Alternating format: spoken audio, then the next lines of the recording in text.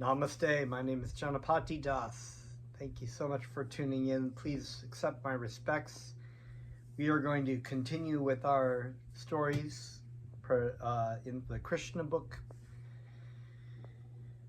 with the prayers by the personified Vedas. I'd like to offer my most humble obeisances unto my spiritual master, Jagaguru Siddhaswara Pananda Paramahamsa Srila Prabhupada. And we will start the class, clear my throat, with the hearing and chanting of Krishna's names in Kirtan. So please join along.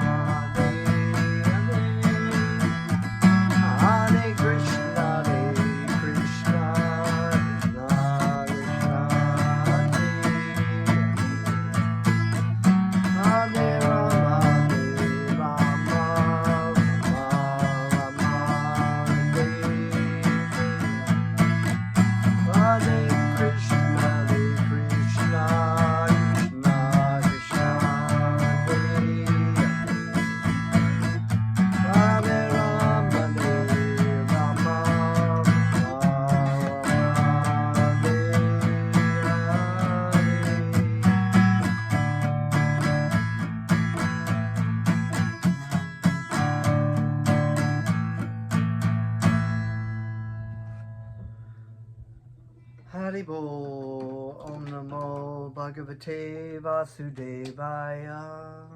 Was born in the darkness of ignorance, and my spiritual master opened my eyes with the torch of knowledge.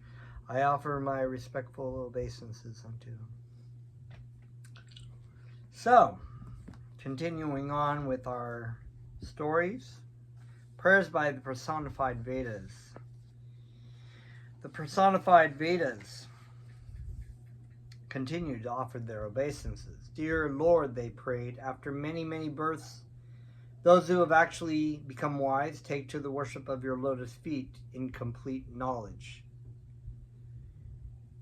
So one of the definitions of wisdom is the ability to discern hidden inner qualities and characteristics, and also to be able to apply those things. So a person who understands, who's wise, who's sober, sometimes is referred to in Sanskrit as dhiras, a sober person, or a sober person, or a not bewildered person, right? So when you think about a sober person, that's actually referred to people who are very clear-headed, right? They're not drunk. When you're sober, you're not drunk. You have a very clear idea about what's going on. So we had been reading and talking about how the Vedic system is set up in a way to help people elevate themselves. But that when you come to a point, eventually, it's like that analogy of flying around. You know, if you got to go to Tokyo or something, and you're like, well, maybe I'll just, stop off in Fiji and go to Sydney, and then go to Saudi Arabia, and then eventually get to Tokyo. So that does get you to Tokyo, but you're taking the long route of many, many trips. And this analogy is likened to these sort of rules and regulations of ways of eventually getting to the goal, which is, when you become wise and you realize, okay, enough enjoyment in the material world, trying to enjoy for myself, I take to surrender to Krishna. And Krishna says this in the Bhagavad Gita. It says that just abandon all varieties of religion, and surrender unto me. So all these rules, these regulations, these different processes, these different kinds of concepts and beliefs and speculations about, what's best for me, just surrender to Krishna, and that is the goal of life. This is confirmed in the Bhagavad Gita, where the Lord says, after many, many births, a great soul or Mahatma surrenders unto the Lord, knowing well that Vasudeva, Krishna, is the cause of all causes.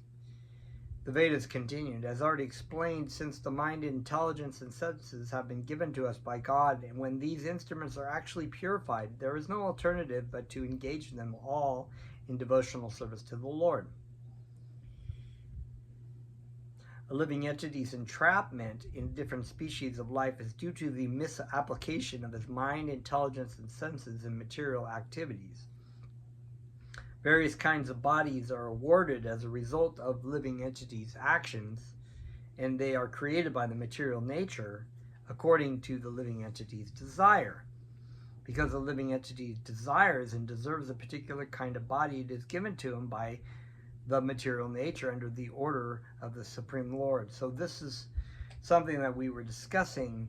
People come into, it's no accident that people come into the world the way they are. You kind of wonder, why is it that there are all these different living entities in different kinds of species? And then when you're in human form of life, some people are born in an affluent country. They may have very good karma, where they're born into wealth and they have a good health and whatnot. And then you have other people who are born with handicaps, or born into war zones, or maybe with one arm. It's like the varieties are so, and nobody can really clearly understand it. So basically what happens is that you have atheists who are like, well, how could God do this if he's a loving God, if he's a compassionate God, why would he make it so that these people suffer? But the reality is that everyone suffers in the material world. Some people are more affluent, have a little bit easier way of it, but in the end game, we all suffer, and we all have to meet the same fate of having to leave our body. And it's kind of silly because, that's just a silly statement. Like, what would they do? What would they do, expect God to do, to create it's like the Sri Ishopanishad said that we were talking about the invocation of all the Supreme Lord is complete in itself. I'm paraphrasing, of course, and that the emanations that come from the Supreme Lord are complete in themselves too. So this material world is perfectly designed in the way that it needs to be. Our life in this world is perfectly designed in the way it needs to be. If we were all like perfectly happy, we would never, but yet the suffering is already built into the way of life. So the question is why is that? Because the living entity is not a material body. They are not the body, they are not the mind. This is a temporary stay over, and it's built in a way that it's there to frustrate you because you are not the material body. So therefore you're kind of like the fish out of water. You're the living entity in a place where you're eternal, you're blissful, you are full of knowledge, and yet you're in this temporary, not very blissful, not very full of knowledge material world, trying to have an existence of perfection, which is what you expect. And that perfection, of course, is the relationship with Krishna. So everything that we try for love in this world, or we try to find for happiness in this world, is actually this thing that we already have, and we've kind of like turned our back on it. This loving relationship with Krishna is a perfect, natural, eternal relationship that we have forgotten about. And so that's this karmic, how we act in this world will determine our outcome, right? Whether it's serving Krishna or serving Krishna directly through trying to find our own happiness through our senses and mind. And the desires that we have are because the living entity is in the material world and desires to have that eternal relationship, but is perverted. It's perverted into some other kind of desire.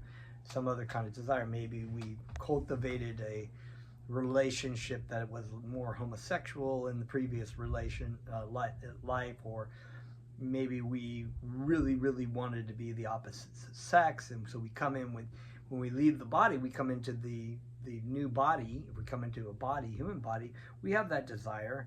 Or we may come into an animal. People make this argument all the time. They're like, well, there are so many species of animals that have homosexual relationships and have these, are transgender, or asexual, or whatever it might be. So therefore, as humans, this is the way we should do it too. But that's under this false bodily concept of life, thinking that we are the body, we are these things. But the desires here is said, the desires are covering the living entity in a subtle covering. So that sort of thing shapes the aspect of the mind and the body for the next life that they go into. So you could come into that, and you come into a life and want to do have certain kind of desires, and because you cultivated these things, you may get that desire, and it may even not necessarily be in a human form of life, but in an animal, you want to eat like an animal, or you want to act like an animal, so therefore you take on an animal form, and therefore your desires are taken on, but with this shape of the body that has to be like as a pig, or as ant or worm or maggot, and then your desires are cultivated to that body. So pigs, oftentimes in many different places around the world, their thing to go to is a nice steaming hot, fresh thing in the morning, nice steaming hot pile of a stool, of human stool. We might think, oh, that's just really disgusting, but because we've cultivated an animal life and we've taken on the body of an animal, therefore we have to take on the desires of that animal body. So the animal desire for wild pigs in India and other countries is a nice steaming pile of stool. They sometimes even, the children will go around and eat the stool right out of the anus of the mother. So this is what's being said here. The living entity's desires and deserves a particular kind of body under the order of the Supreme Lord. So this is done according to our desires, what we want. And so Krishna supplies what we want. In the Srimad Bhagavatam, 3rd canto, it is explained that under the control of superior authority, a living entity is put within the semen of the male and injected into the womb of a particular female in order to develop a particular type of body. So very, very interesting. Scientifically, the Vedic science explains that the living entity enters again into the semen of the male, and so therefore is being carried in the semen. So this is another argument for things like abortion and whatnot like that. That the living entity, the life is already existing. It's not like it starts at a certain point. It's already existing. It's in the semen. The semen is entered into the egg and fertilizes the egg, and then the living entity is transferred to the egg and is supplied with all the nutrients from the mother, but the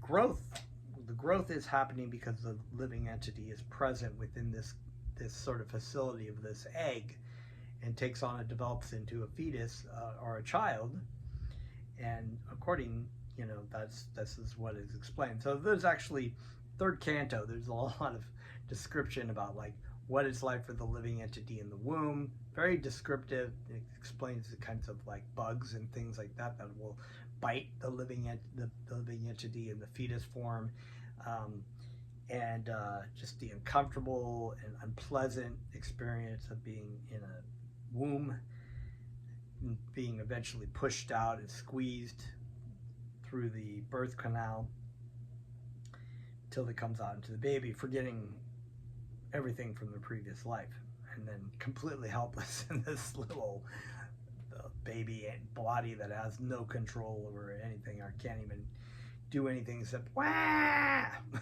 wah. I'm tired, wah. I'm hungry, wah. That's just all it could do. Before, it used to be the president of the, maybe it was a president or important from a previous life. Now it's back in this situation. A living entity utilizes his senses, intelligence, and mind, and so on in a specific way of his own choosing, thus develops a particular type of body. So that's a really important point. The living entity utilizes these things in a specific way of his own choosing. And therefore, because of the law of material nature, the law of karma, the living entity is responsible for the pain and death and suffering that he engages in, and he cultivates in by just existing, by trying to satisfy themselves. They are responsible for the karmic reactions through their whole life of the things that they're killing constantly, whether it's stepping on living entities, whether it's killing germs and eating food, or given medicine, so it's it just is killing more living entities in the form of bugs. But the karmic reaction is not taken on in the service of Krishna. In other words, if a person is engaging in the service and the chanting and the service of Gurudev, it's likened to when a fan is unplugged, the karma slows down. The karma reaction is not taken on. So, but this is the main point is that this is the main point. It's his own choosing. So the desires, everything this is everything that the living entity is choosing to do in this life and how they want to live their life. They're choosing to do it. It's not like God is, so then people want to blame God for doing something when it's just like a parent, you know, you're going to blame the parent for allowing the adult child to live the life that they want to live, even if it's, what do you do in that sort of situation? You know, you just like force, should God force people to